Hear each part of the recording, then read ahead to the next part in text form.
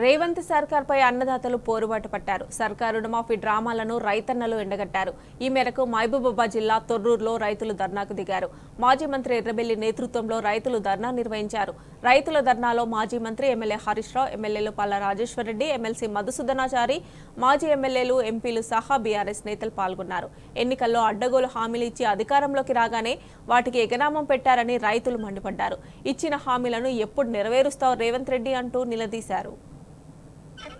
కానుంచి ఎందరో ముఖ్యమంత్రిని చూసుకుంటా వచ్చినా ఎన్నో పార్టీలను చూసుకొని వస్తానా కానీ ఇటువంటి ఈ 3 కిలోల రేవంత్ రెడ్డిని అయితే నేనైతే ఎప్పుడు చూడలే.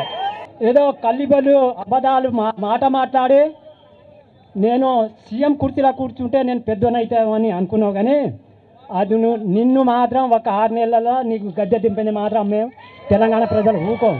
30% మార్పు అయింది. ఇంకా 70%, 2 లక్షల వరకు ఇంకా 70% మంది అట్టే ఉన్నారు.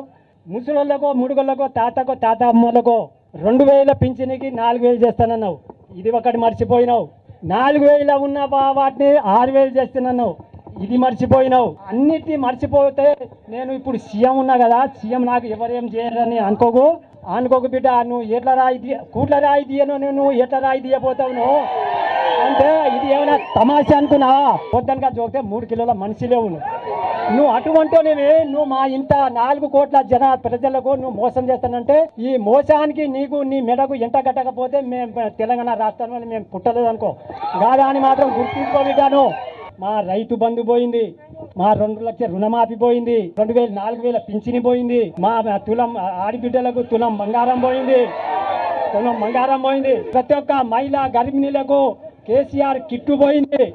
ఆడిబిడ్డ పుడితే 13,000, మగ బిడ్డ పుడితే 12,000. మళ్ళా హాస్పిటల్ నుంచి వాళ్ళను కాలు కదలకుండా మళ్ళీ తీసుకుపోయి ఇంటికి పంపించేది.